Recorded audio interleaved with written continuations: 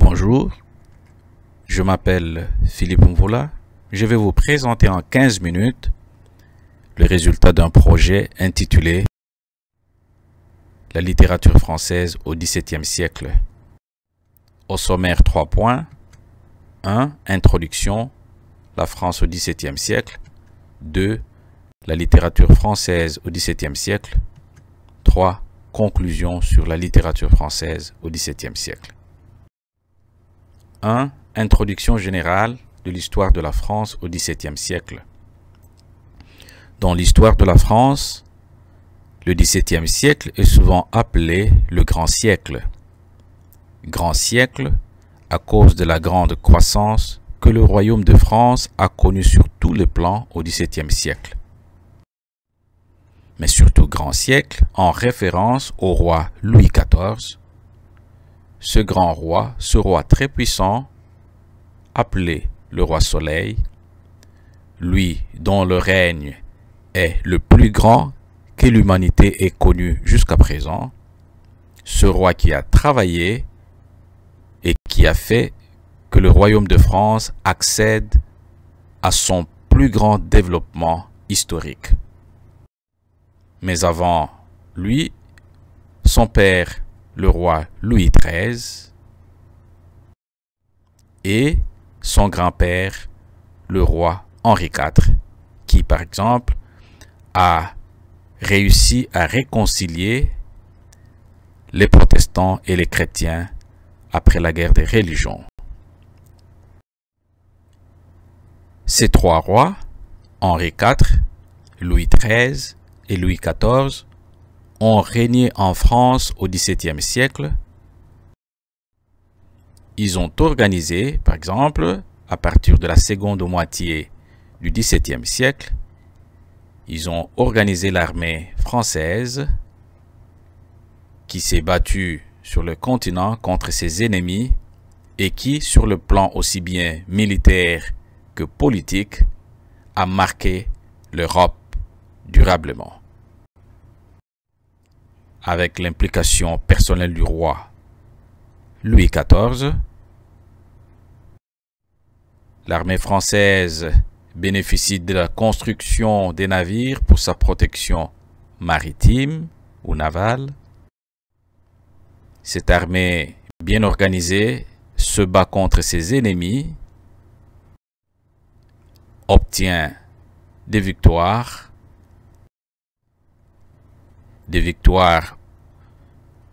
à travers des batailles terrestres et des batailles maritimes ou navales.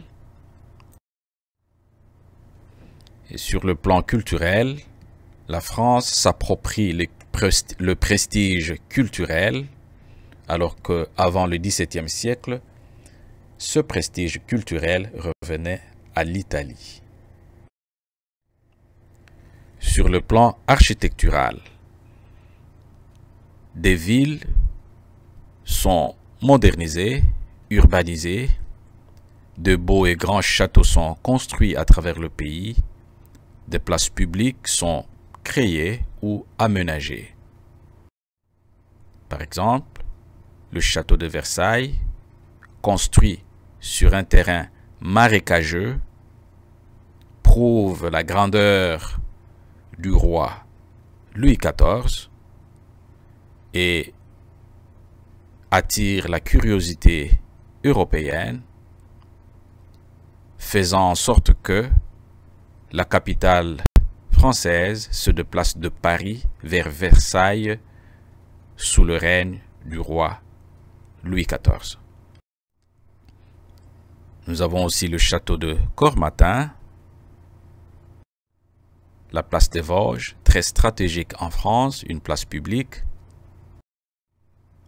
la place Dauphine, avec le monument du roi Henri IV sur un cheval de bataille,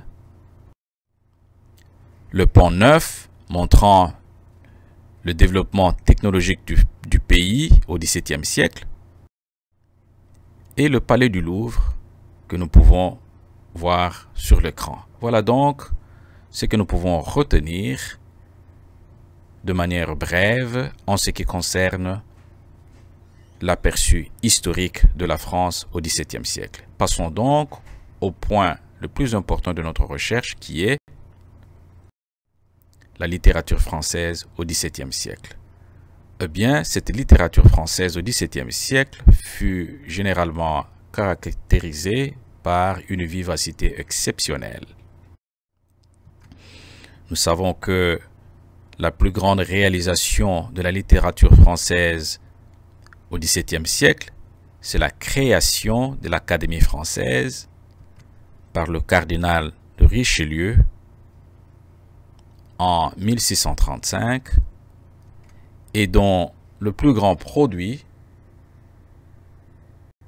fut les dictionnaires français, dont l'édition a permis la stabilisation de la langue française et, bien entendu, le développement des genres littéraires. Avec le roi Louis XIII et son épouse Anne d'Autriche, ce couple obtient leur enfant le 5 septembre 1638, soit 3 ans après la création par Richelieu de l'Académie française. C'est donc la naissance du futur roi Louis XIV. Ce futur roi que nous voyons ici grandira avec ses parents et dès le bas âge, il s'intéressera à la littérature, à la danse, à la beauté, à la mode, à l'art en général. Nous le voyons ici, Louis XIV, exhibant la mode qu'il aimait depuis l'enfance et soutenant la culture en général et la musique en particulier, en faisant de Marly son lieu de plaisance privilégié où de la bonne musique se jouait et où tous les Français avaient une chance égale de venir suivre de la bonne musique, se divertir et passer leur temps aux côtés du roi Louis XIV. Nous voyons ainsi qu'avec le roi Louis XIV, la France accède à une expansion culturelle sans précédent. L'Académie française étant créée, le premier dictionnaire français étant édité, les membres de l'Académie royale des sciences se réunissant de temps en temps, et souvent avec le roi Louis XIV, et débattant des problèmes ayant trait à la littérature, à la culture et des problèmes scientifiques en général, on assiste donc au XVIIe siècle en France au développement sans précédent du théâtre. Ce théâtre devient très populaire, surtout avec les tragédies de Pierre Corneille et de Jean Racine, mais aussi avec les comédies de Molière qui ont permis la création de la comédie française. Mais le théâtre français au XVIIe siècle, c'est aussi avec Edmond Rostand qui, avec sa pièce Cyrano de Bergerac, cette pièce qui est la pièce de théâtre la plus jouée au monde, contribuera au statut du théâtre français qui passera du national à l'international. Après le théâtre vient la poésie, développée surtout avec Agrippa d'Aubigné, Théophile de Viau, François de Malherbe, mais aussi avec d'autres poètes comme Saint-Amand et tant d'autres qu'on ne saurait citer ici par manque de temps. Le roman, lui, se développera surtout avec Madame de Lafayette, Honoré d'Urfé, Paul Scarron et tant d'autres. La fable, surtout développée avec La Fontaine, qui à lui seul écrira 243 fables, groupées en 3 tomes, et dont les plus célèbres seront la cigale et la fourmi, le corbeau et le renard, le loup et l'agneau, les laboureurs et ses enfants et tant d'autres. Il y aura des oraisons funèbres développées avec Jacques Bossuet, l'art poétique développé par Nicolas Boileau avec ses multiples conseils comme « hâtez-vous lentement et sans perdre courage, 20 fois sur le métier remettez votre ouvrage, polissez-le sans cesse et le repolissez, ajoutez quelquefois et souvent effacez. Ce qui se conçoit bien s'énonce clairement et les mots pour le dire arrivent aisément. Avant donc que d'écrire, apprenez à penser. La communication est la base de toute relation. Retenons qu'il y a plusieurs citations de Boileau que nous pouvons retrouver sur Internet ou à la bibliothèque. Le conte et la tradition orale sera surtout développée au XVIIe siècle en France par Charles Perrault. Les œuvres moralistes seront développées surtout avec le cardinal de Retz, Madame de Sévigné, Saint-Simon, La Bruyère, La Rochefoucauld et tant d'autres qu'on ne saurait mentionner faute de temps. Ainsi, on ne saurait boucler cette partie qui traite de la littérature française au XVIIe siècle sans faire allusion à la philosophie et à la pensée cartésienne en pensant aux philosophes comme René Descartes, Blaise Pascal, Marin Mersenne, Pierre Gassendi, Pierre Bayle, Voltaire et bien sûr tant d'autres qu'on ne saurait mentionner faute de temps.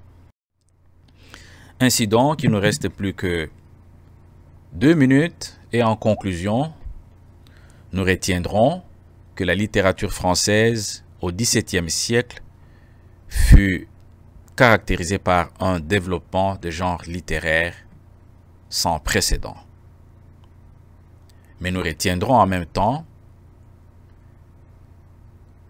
qu'au début, exactement en 1635, le cardinal de Richelieu fondera l'Académie française et de cette Académie française naîtra le premier dictionnaire français qui permettra la stabilisation de la langue française et le développement, l'émergence, le support de genre littéraire. Avec l'appui du roi Louis XIV surtout vers la fin du XVIIe siècle, le théâtre se développera le plus avec Corneille, Molière, Racine, Rostand. La poésie surtout avec Aubigné, Viau, Malherbe. Le roman avec Lafayette, Urfé, Scarron.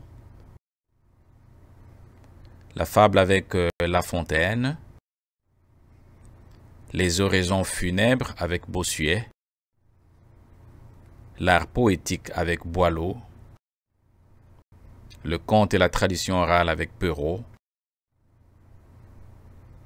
Les œuvres de moralistes avec Retz, Sévigné, Saint-Simon, La Bruyère, La Rochefoucauld. Et la philosophie et la pensée cartésienne avec Descartes, Pascal, Gassendi, Mersenne, Bayle et Voltaire. Voilà donc ce que j'avais préparé en 15 minutes concernant la littérature française au XVIIe siècle. Vos questions et vos commentaires m'intéressent. Ainsi, j'ai dit et je vous remercie.